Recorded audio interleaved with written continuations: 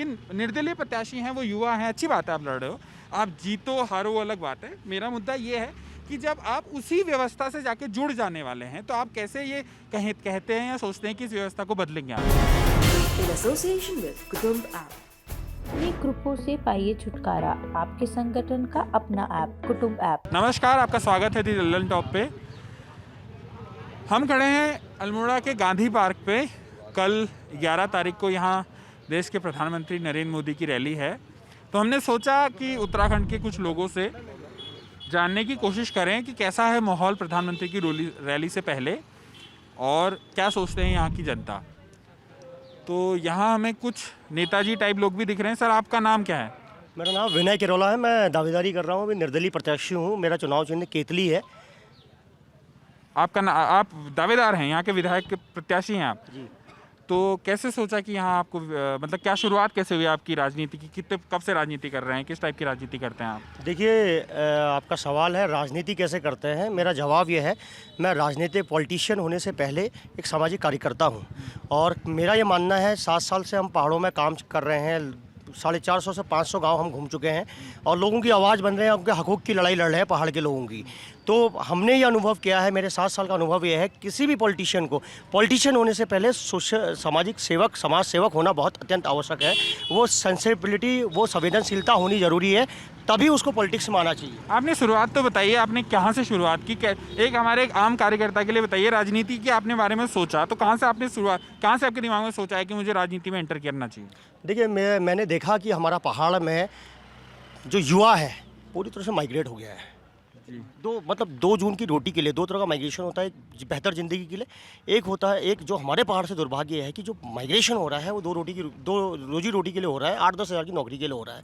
तो उनकी पीड़ा को किसी ना किसी ने उनके जो दुख दर्द है उसको दूर करना था और ऐसी नीति बनाने की ज़रूरत थी कि पहाड़ में स्वावलंबन आए, आर्थिक सामाजिक स्वावलंबन की ज़रूरत थी। आप निर्दलीय हैं जी। मान लीजिए आप जीत भी गए तो आपको किसी न किसी पार्टी के साथ तो जाकर सरकार में सम्मिलित होना पड़ेगा, तभी आप कुछ कर पाएंगे। फिर आप उन्हीं पार्टी के साथ जुड़ जाएंगे जिनका आप मुखालफत कर रहे हैं अभी। तो आप में और उनमें क्या अंतर है? देखिए, हमारा घोषणा पत्र अगर आप देखेंगे तो यही बात कई बहुत से इंटरव्यूज़ में हमसे पूछी गई और जवाब हमने ये दिया कि ये व्यवहारिकता है कि हम किसी न किसी पार्टी से ज़रूर जुड़ेंगे। कौन सी पार्टी से जुड़ेंगे ये तो समय बताएगा और समय ये बताएगा। समय से बताने के साथ साथ जो हमारा जो मानना है वो ये है, हम उस पार्टी के साथ जुड़ेंगे जो पार्टी हमारा जो घोषणा पत्र है, संकल्प पत्र है, उसको ज़मीन में उतारने का वादा करेगी, हम उसके साथ। दोनों बड़ी पार्टियों ने अपना संकल्प पत्र जारी कर दिया है। बीजेपी कांग्रेस ने, उनका संकल्प पत्र तो तय है पहले से। अब आपको पता तो है ना कि उनका संकल्प पत्र क्या है, तो आप पहले से तो तय कर सकते हो कि ये पार्टी मेरे हिसाब से चल रही है। तो आप बाद में कैसे तय करोगे? आप क्या उस पार्टी के साथ जाके बात करोगे कि जो मेरा संकल्प पत्र है पहले आप वो तय करो तब मैं आपसे जुड़ूंगा? मैं सच्चाई बताने की कोशिश कर रहा हूँ कि निर्दलीय प्रत्याशी हैं, वो युवा हैं, अच्छी बात है आप लड़ रहे हो, आप जीतो हारो वो अलग बात है। मेरा मुद्दा ये है कि जब आप उसी व्यवस्था से जाके जुड़ जाने वाले हैं तो आप कैसे ये कहते हैं या सोचते हैं कि इस व्यवस्था को बदलेंगे आप? देखिए, घोषणा पत्र से शुरुआत करते हैं। आपके सवाल का जवाब देता हूँ। जो घोषणा पत्र है, घोषणा पत्र में जो बीजेपी कांग्रेस का घोषणा पत्र है उसमें ये लिखा है कि भाई हम रोडें बनवाएंगे। हमारा घोषणा पत्र है या हमारा ये मानना है कि पहाड़ में जो अवस्थापना है, इंफ्रास्ट्रक्चर है, गांव में विशेष रूप से, उसको पूर्ण तब माना जाएगा जब उस इंफ्रास्ट्रक्चर की वजह से गांव में आमदनी आए। इसका एग्जांपल देता हूं। देखिए, सबसे पहले गांव पहाड़ों में क्या ज़रूरत है? प्रोटेक्शन करने की ज़रूरत है। कोई भी समाज आर्थिक रूप से तब सक्षम होता है जब वो प्रोटेक्शन करता है। आज एक पूरी ग्लोबल मार्केट है। अगर हम प्रोटेक्शन करेंगे तो पूरी दुनिया में वो माल बिकेगा। उस माल को बेचने के, प्रोटेक्शन करवाने के लिए पहले इंफ्रास्ट्रक्चर तैयार करने की ज़रूरत है गाँव में। दूसरा, जैसे बीजेपी कांग्रेस वाले कहते हैं कि हमने रोड बना दी, हमने विकास कर दिया, या हम रोड बनाएंगे, हम विकास करेंगे, ये उनका घोषणा पत्र में अमूमन रहता है, इस बार भी है। तो हम लोग ये कहते हैं कि भाई रोड बनना विकास नहीं है। हमारा मानना है उस रोड के मार्फत जो प्रोडक्शन हुआ है वो दुनिया की बाज़ारों में तक पहुँचे तो विकास हुआ है। अभी मोदी जी आए थे, आए थे अभी कुछ समय पहले, देहरादून आए थे और उत्तराखंड सरकार ने, बीजेपी सरकार ने 8 लेन की, अरबों की घोषणा करी कि रोडें हम यहाँ से दिल्ली के लिए बनाएंगे। अरे पहाड़ी स्टेट है, कैसा मजाक कर रही है बीजेपी की सरकार। आप सोचिए कैसा इनका मतलब कैसी संवेदनशीलता पहाड़ को लेकर है। पहाड़ के नाम पे उत्तराखंड बना है, वो यूपी से अलग हम हुए थे। और ऐसा क्यों नहीं किया जा रहा कि भाई मुनस्यारी से 4 लेन सड़क बनाई जाए ताकि ये गर्भवती महिला आधे घंटे के अंदर हॉस्पिटल पहुँच सके। अल्मोड़े से नहीं, एक अल्मोड़े के जो आसपास के सुनिए, अल्मोड़े के जो आसपास के गाँव। एक सेकेंड नहीं, मुझे थोड़ा पूछने दीजिए। आप बताएंगे आप क्या कर, आपकी क्या दिक्कत है, मैं थोड़ा ये जानना चाहता हूँ। देखिए आम जन जो हमारे दर्शक हैं, आप किसी पार्टी से जुड़े नहीं हैं, ठीक है, तो आपको पार्टी के टैग से नहीं जानते हैं वो कि आप किस पार्टी से जुड़े हैं। वो आपको जानेंगे आपके पास्ट से, आपका क्या पर्सनैलिटी है, आपने क्या काम किया है। तो पहला मेरा क्वेश्चन है कि आप इससे पहले क्या नौकरी करते थे? जी, मैं सरकारी नौकरी में था, मैं क्लास 2 अफसर था। नौकरी क्यों छोड़ी? नौकरी इसलिए छोड़ी कि नौकरी की मैं स्टाफ आपका जो इलेक्शन नहीं लड़ सकते थे लोगों के। देखिए इलेक्शन लड़ने के पीछे भी कारण है। इलेक्शन इसलिए लड़ रहे हैं कि लगातार इतने समय से हम काम कर रहे हैं। लोगों के हमने 25 परिवार ऐसे हैं जो आपदा की जद में आए थे, उनके हमने मकान बनवा दिए हैं और रोडें बनवा दी हैं। रोडें बनवाने का तरीका जो हमारी कार्यशैली है वो ये है कि हम लोगों को मोबिलाइज करते हैं, साथ खड़ा करते हैं, उनके अंदर लोकतांत्रिक चेतना भरते हैं और शासन प्रशासन पर दबाव बनाते हैं, तो परिणाम आते हैं। और इस तरह से आप हमारा घोषणा पत्र भी देखेंगे तो हमने इतना काम कर रखा है जितना मुझे नहीं लगता कि आज तक उत्तराखंड के इतिहास में किसी व्यक्ति ने अपने मतलब लोगों को मोबिलाइज करके इतना काम किया होगा। अच्छा, दूसरा यह है कि इलेक्शन लड़ने के पीछे कारण ये है, जो हमसे लोग जुड़े हैं उनका ये कहना है कि भाई जब आप इतना काम कर रहे हैं और दूसरा आपके पास इतना विजन है पहाड़ को बदलने का, जो पहाड़ को स्वावलंबी बनाना हमारा मूल मेन मकसद है। तो मेन मकसद जब पहाड़ को स्वावलंबी बनाना है तो वो तब संभव है क्योंकि वो नीतिगत मामले हैं, पॉलिसी के मैटर हैं। वो पॉलिसी के मैटर तभी संभव है जब हम विधानसभा जाएंगे। अच्छा तो स्वाभाविक रूप से नौकरी छोड़ना स्वाभाविक था। नहीं, अच्छा ये बताइए, किसी ने मुझे बताया इससे पहले आप NSUI से जुड़े थे, सच है? बिल्कुल जुड़े थे। 2008-9 में हम जब स्टूडेंट कॉलेज में पढ़ते थे तो NSUI से जुड़े थे। और उसके पीछे कारण ये है NSUI से जुड़ने की भी, गांधी जी से हम बड़े प्रभावित थे। गांधी जी का लिटरेचर पढ़ के हम बड़े हुए हैं। तो गांधी परिवार से भी आप पसंद करते हैं गांधी परिवार को? आप इतना बड़ा गांधी, महात्मा गांधी इतने महान आदमी है, इतनी बड़ी गांधीजम है, आप कहाँ कांग्रेस की बात में कांग्रेस से लड़ रहा हूँ क्या? नहीं, आप NSUI से तो जुड़े थे ना, कुछ तो सोच के जुड़े होंगे। देखिए सुनिए, स्टूडेंट लाइफ में विचारधारा थी गांधी की, 2 विचारधारा थी, या तो ABP या NSUI। तो स्वाभाविक रूप से गांधी, चूँकि गांधी की विचारधारा को ही कांग्रेस ने अपनाया, आगे बढ़ाया, तो हमने इसलिए NSUI ज्वाइन की थी। कांग्रेस आज गांधी महात्मा गांधी की कौन सी विचारधारा को आज कांग्रेस आपको लगता है कि आगे बढ़ाती है?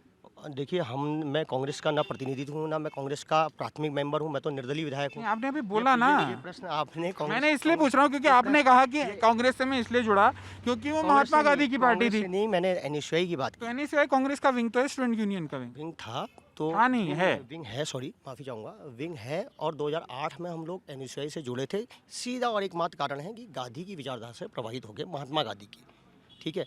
उसके बाद नौकरी कर 2010 में मैं नौकरी कर रहा हूँ 2020 तक। तो फिर उसके बाद तो कोई ऐसा पॉलिटिकल वो रहा नहीं, लेकिन सामाजिक सेवक हम लोग 2013 में हमने अपना एक मंच बनाया, उसमें हम लगातार अभी तक हम काम कर रहे हैं। और उसके तहत हमने एक अभियान चलाया, गाँव चलो अभियान। गाँव चलो अभियान के तहत 450-500 गाँव में हम घूमे, लोगों के हकूक़ की बात के हकूक़ के लिए लड़े, पहाड़ के युवाओं के लिए लड़े। इतना बड़ा कोरोना काल आया था। ये राष्ट्रीय पार्टियाँ जो आज इतना बड़ा मतलब इतना ग्लैमर फैला रही हैं, इतना झंडे डंडे घुमा रही हैं, इतना पैसा बहाया जा रहा है, मैं आपके चैनल के माध्यम से इनसे प्रश्न पूछता हूँ कि जब 2 बार कोविड-19 और दूसरा कोरोना काल आया, तब इनके जनप्रतिनिधि कहाँ थे, तब इनके कार्यकर्ता कहाँ थे? उस समय भी हम लोग डटे हुए थे। 450 परिवारों को हमने राशन बांटने का काम किया, कोविड-1 में, कोविड-2 में 450 एक बार, 450 एक बार। दिल्ली से लेकर राजस्थान से लेकर पूरे देश में हमारे लोग फंसे थे, युवा लड़के फंसे थे, उनको वहीं पर हमने राशन भी दिया और उनको अल्मोड़ा लाने का काम किया, उनके पास बनवाए। तो इस तरह से संघर्ष हम लोग कर रहे हैं। जो राष्ट्रीय पार्टियों के नेता हैं, ये कहाँ नजर थे, ये मैं प्रश्न पूछना चाहता हूँ आपके चैनल के माध्यम से। किरोले जी, आपके कुछ समर्थक भी खड़े हैं पीछे और कुछ इधर भाई लोग भी खड़े हैं। सर, आपका नाम क्या है? सर, मेरा नाम प्रदीप बिस्ट है। प्रदीप जी, आप क्या करते हैं? जी, मैं एक होटेलियर हूँ, जो मैं बहुत दूर काम करता हूँ। मैं यहाँ से 2700 किलोमीटर नौकरी करने के लिए यहाँ से उत्तराखंड से गया हूँ। कहाँ, कौन सी जगह? मैं ओमान में जॉब करता था, होटल इंडस्ट्री में। जी बिल्कुल। देखिए, पलायन की कितनी बड़ी समस्या है कि मुझे 2700 किलोमीटर दूर नौकरी करने के लिए जाना पड़ रहा है। नहीं, वो तो भारत के काफी लोग जाते हैं विदेश में नौकरी करने, लेकिन मुझे तो यहाँ रहना था। मुझे यहीं नौकरी मिल जाती तो मैं यहीं कर लेता। कौन सी नौकरी करना चाहते अगर यहाँ मिलती तो? अरे देखिए, मैं पर्यटन में ही चले जाता। आप यहाँ जहाँ ऊपर जाएंगे कसार में, पानी की व्यवस्था नहीं है। आज 20 साल हो गए, 21 साल हो गए उत्तराखंड को, पानी नहीं मिला है। तो काम कैसे होगा? अगर मैं अपना भी रोजगार खोलना चाहता हूँ तो पानी की समस्या बता रहे हैं लोग वहाँ पे। बेसिक नीड्स हमारी हैं भैया। अस्पताल में आप जाइए, मेरी कोई माँ बहन कोई गांव से आती है, वो कोई 1 घंटे के लिए 2 घंटे के लिए अपना दिन का काम निकाल के आती है, उनको यहाँ 30 अल्ट्रासाउंड होते हैं यहाँ पे दिन के, ये बोला गया 30 अल्ट्रासाउंड होते हैं यहाँ पे। और उसके बाद अगर वो उसको जाना है वापस अपने घर कैसे जाएगी? मेरा तो छोड़िए, मैं तो मुख्यालय में रहता हूँ अल्मोड़ा जिले में, जो गाँव से सुदूर गाँव से आते हैं उनका क्या होगा भैया? 21 साल इस युवा उत्तराखंड को इन नेताओं ने कमज़ोर कर दिया है, उसको इतना दयनीय स्थिति कर दी है उस उत्तराखंड की जिसका कुछ कहा नहीं जा सकता है। आज सरकारी स्कूल आप देखिएगा, चरमरा गई है स्थिति। आज आप बेसिक नीड्स के लिए इंसान जो है त्राहिमाम कर रहा है भैया। किसको पकड़ेगा इंसान, बताइए ना किसको? आप मेरे लिए अच्छा कर दे कुछ करते हैं तो आप तो मेरे लिए नेता हैं, आप मेरे लिए भगवान हैं। यही स्थिति है इस उत्तराखंड की। और जैसा इस लोकतंत्र में आपने देखा इस 10-20 दिन में, एक कोई बंदा कांग्रेस का कहीं वहाँ चला जा रहा है, कोई वहाँ चला जा रहा है, ऐसे अगर लोकतंत्र को इन्होंने बदनाम कर दिया है जिसकी हद हो गई है साला। अच्छा एक सेकेंड सर, आप आइए सर, बात करिए, कोई दिक्कत नहीं, कोई दिक्कत नहीं।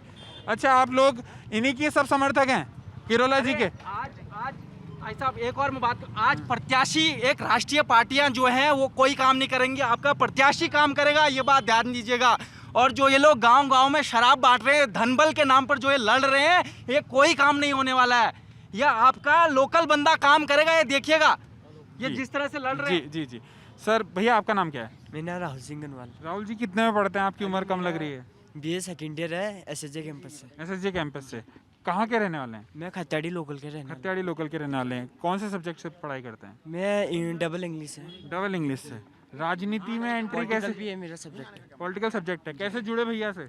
जी भैया के काम देख के। क्या काम किया भैया ने, बताइए। भैया सोशल वर्कर है, अच्छे काम। सोशल वर्कर तो शब्द है, किया क्या है बताइए।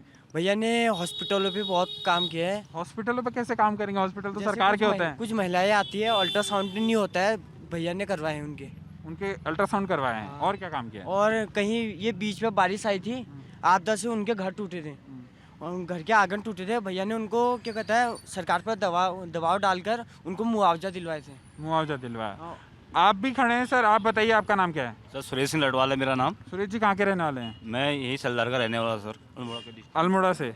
आप भी पार्टी के समर्थक हैं? हाँ जी। आप सभी लोग समर्थक हैं? हाँ जी। अच्छा, तो क्यों, कैसे जुड़े भैया से? सर इनका काम देखकर अगर हमको कोई परिस्थिति में अगर हम कोई हमारा साथ दे तो वो हम उसके बारे में 2 मिनट के लिए सोच। तुम्हारा क्या साथ दिया इन्होंने? इन्होंने हमारा साथ तो नहीं दिया, लेकिन गांव में जो परिस्थितियाँ हैं उनको देखकर जो उन्होंने काम कर रखा है, इस देखकर मैं प्रभावित हुआ हूँ। अच्छा, जब तक ये खड़े नहीं थे आप किस पार्टी को समर्थन करते थे? मैं ओनली बीजेपी करते थे ना। कल मोदी जी आ रहे हैं, हाँ। रैली में नहीं जाओगे? रैली में जाएंगे सर। जाएंगे। हाँ। तो फिर अगर बीजेपी की रैली में जाओगे तो यहाँ बीजेपी के कैंडिडेट को समर्थन नहीं करोगे? सर ऐसा कुछ नहीं है, जो हमारे लिए काम करेगा तो हम उसके लिए वो करेंगे ना। बीजेपी ने काम नहीं किया है? बीजेपी भी काम कर रखा है, ऐसा कुछ नहीं है, लेकिन जो गांव की जो मेन समस्या है जो वो लोग सुन सके ना, वो काम हमारे बिनौरल जी कर रहे हैं। इधर आइए, आप इधर आइए, इधर आइए, सामने बोलिए। आपका नाम क्या पहले बताइए? सर मेरा नाम दीपक लटवाल है। दीपक जी कहाँ के रहने वाले हैं? मैं शालीधार का रहने वाला हूँ सर। शालीधार यहाँ से पास में एक जगह पड़ती है।